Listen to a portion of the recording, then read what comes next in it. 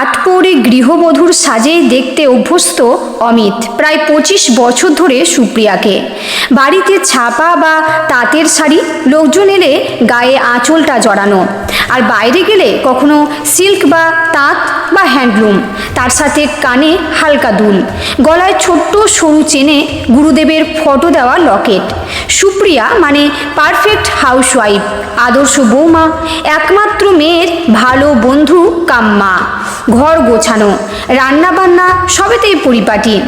ঘরের বউ ঘরের কাজ করবে, মেয়ে মানুষ করবে, শাশুড়ির দেখভাল করবে, স্বামী ফিরলে তাকে চা খাবার দেবে, এটুকু হলেই ঠিক আছে।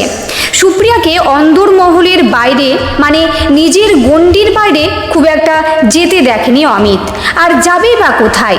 মেয়ে একটা সময় পুলকারি গেছে, এখন তো অনেক বড়, বাইরে পড়ছে, আর কালে ভদ্রে সংসার থেকে ছুটি পেলে বাপের বাড়ি গেছে মাকে দেখতে। বাইরের জগৎটা পুরোই ছিল অমিতের, আর সুপ্রিয়ার অন্দরমহল। সুপ্রিয়াকে যখন সংসারে ডুবে থাকতে হয়েছে, তখন অমিত নিজের মনের আনন্দ খুঁজতে মাঝে মধ্যেই বন্ধুদের সাথে এদিক ওদিক ঘুরতে চলে যেত। কখনো তেমনভাবে মনেই হয়নি সুপ্রিয়ার কথা। জানতো যে সুপ্রিয়া অভ্যস্ত এই একাকিত্বে। তাছাড়া একা আবার কোথায়, মা আছে, মেয়ে আছে বাড়িতে, কাজের বউয়েরা আসা যাওয়া করছে, সেসবও তো সামলাতে হয়। সুপ্রিয়া FM-এ রবীন্দ্রসঙ্গীত শুনত। এই আকাশে আমার মুক্তি আলোয় আলোয়, হয়তোবা স্বপ্ন দেখত একটা খোলা আকাশের। কতদিন বাইরে যায় না, শাশুড়ি মাকে রেখে ওভাবে তো সবাই মিলে যাওয়া যায় না। তাই অমিতকে মুক্তি দিয়ে স্বেচ্ছাবন্দিত্ব মেনে নিয়েছিল সুপ্রিয়া।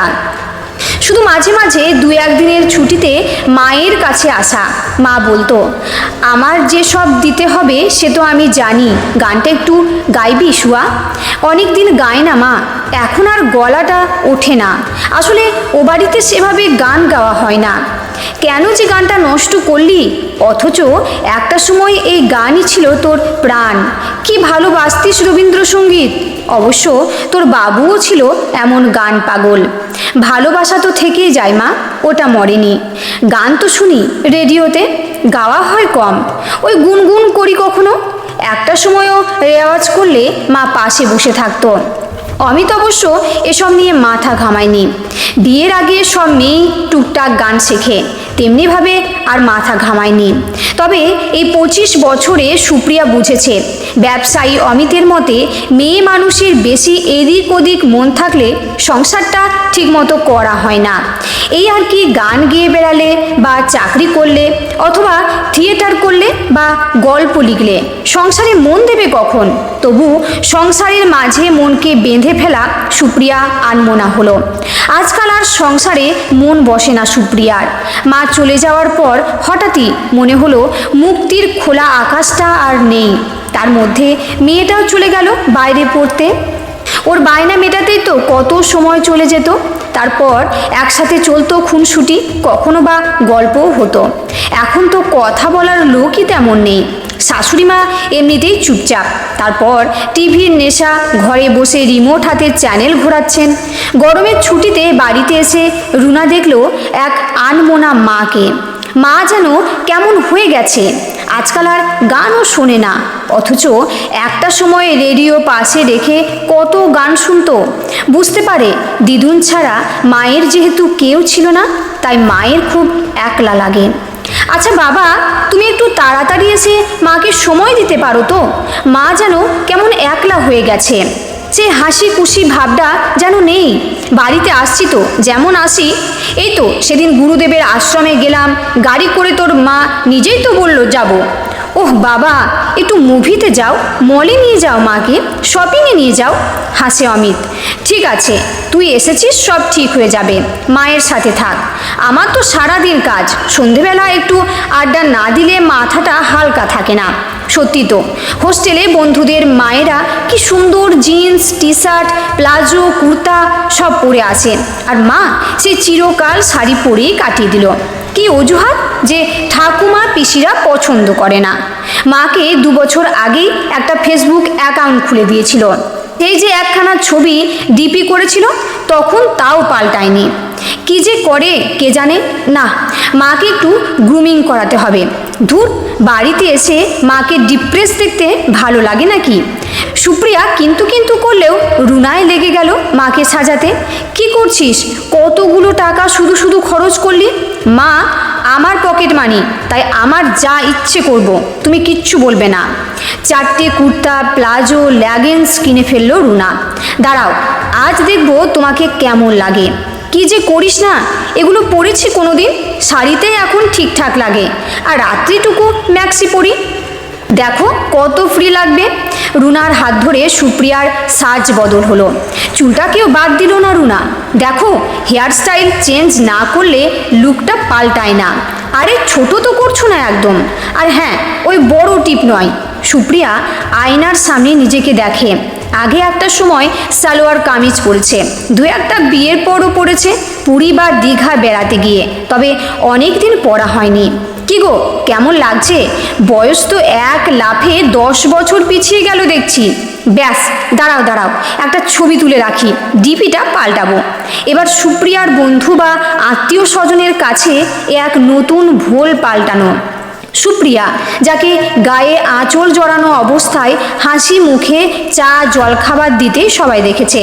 সুপ্রিয়া ভেবেছিল অমিত হয়তো খুব খুশি হবে, হয়তোবা চোখে একটু অন্য চাউনির ছোঁয়া দেখবে। সত্যি যেন সন্ধে থেকে মনে মনে হচ্ছে কি হয় কি হয়। শাশুড়ি মা দেখে বললেন, ভালো করে নাও যা ইচ্ছে, মেয়ে যখন জোর করেছে। অমিত সুপ্রিয়ার চেয়ে প্রায় 10 বছরের বড়, তবে সুপ্রিয়ার কাছে অমিতের মানসিক বয়স শারীরিক বয়সের থেকেও বেশি। তাই সুপ্রিয়ার নতুন সাজ অমিতের মনে কোনো প্রতিক্রিয়া সৃষ্টি করলো না, বা করলেও তা প্রকাশ করলো না, পাছে সুপ্রিয়া আরও উৎসাহ পায়। রাতে যথারীতি পাশ ফিরে শুয়ে পড়ল অমিত। অমিতের গায়ে আস্তে আস্তে হাত রাখে সুপ্রিয়া। কি গো, আমাকে কেমন লাগলো কিছু বললে না তো? তোমার কি রাগ হয়েছে নাকি? ঘুম জড়ানো গলায় অমিত বলল। মন লাগলো তা কি 25 বছর পরে আবার নতুন করে বলতে হবে নাকি? তবে শাড়িতেই তোমাকে মনে হয় ভালো লাগে।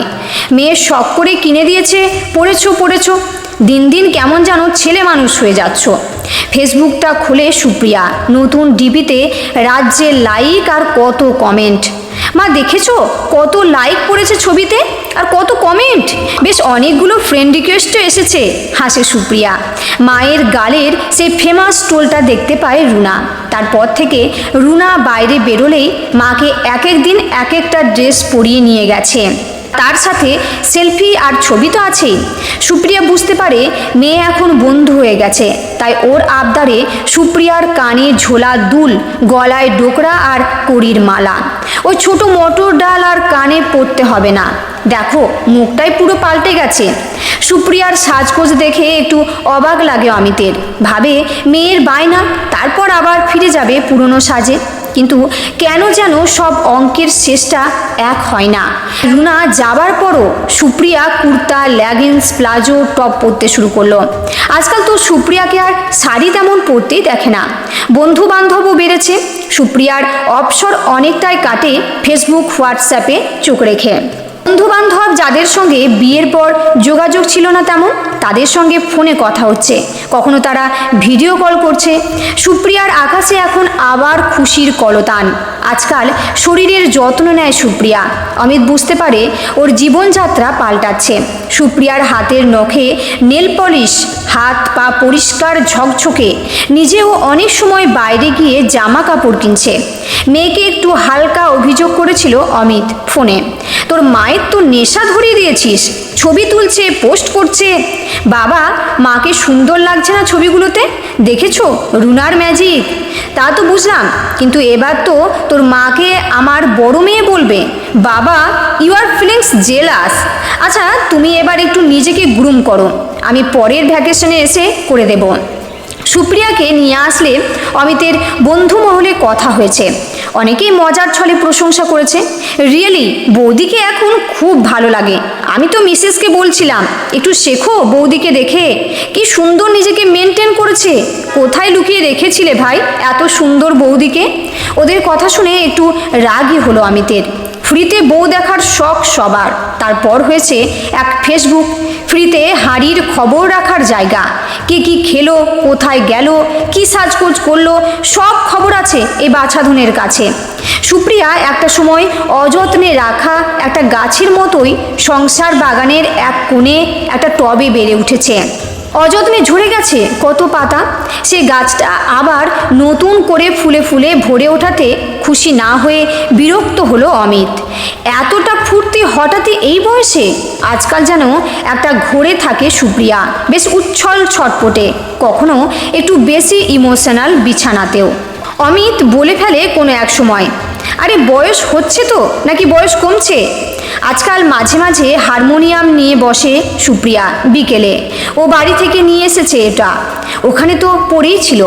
এখন তো আর কেউ বলে না, শুয়া একটা গান কর না শুনি। শাশুড়ি মা বিকেলে বেশ বিরক্ত হন। আমার হয়েছে যত জ্বালা, গানের ঠেলাতে সিরিয়ালের কথাগুলো কানে যায় না। একদিন, দুদিন, 3 দিন, মাঝে ননদও এসে বলে গেছে, আগে তো বেশ ছিলে, লক্ষ্মী লক্ষ্মী লাগতো, 2 দিন বাদে শাশুড়ি হবে, এই বয়সে আবার কি হলো, হঠাৎ যে ভোল পাল্টালে? সুপ্রিয়া জবাব দিল, বুড়ো বয়সেই তো ভীমরতি হয়, তাই হয়েছে বোধ হয়। ভেতর থেকে একটা দীর্ঘশ্বাস বেরিয়ে আসে সুপ্রিয়ার। 21-এর সুপ্রিয়া এখন 46-এ, আক্ষরিক অর্থে এখন বুড়ি। তবে কখন যে কচি মনটা মরে গিয়েছিল বুঝতেই পারেনি। রুনাই হঠাৎ ফেরত দিল মনটা। রুনার চোখে মুখটা দেখে মনে হলো ভালোই তো এখনো মানায়, হয়তো শখগুলোও আছে ঘাপটি মেরে কোথাও। তাই হোক না একটু নিজের মতো চলা। অমিত সেদিন একটু তাড়াতাড়ি ফিরেছে।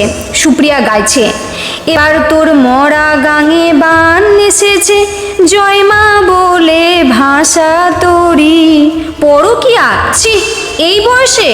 ঝগড়া অশান্তি গড়ালো অনেক দূর, আমি ভাবতেই পারি না। শেষে তুমি?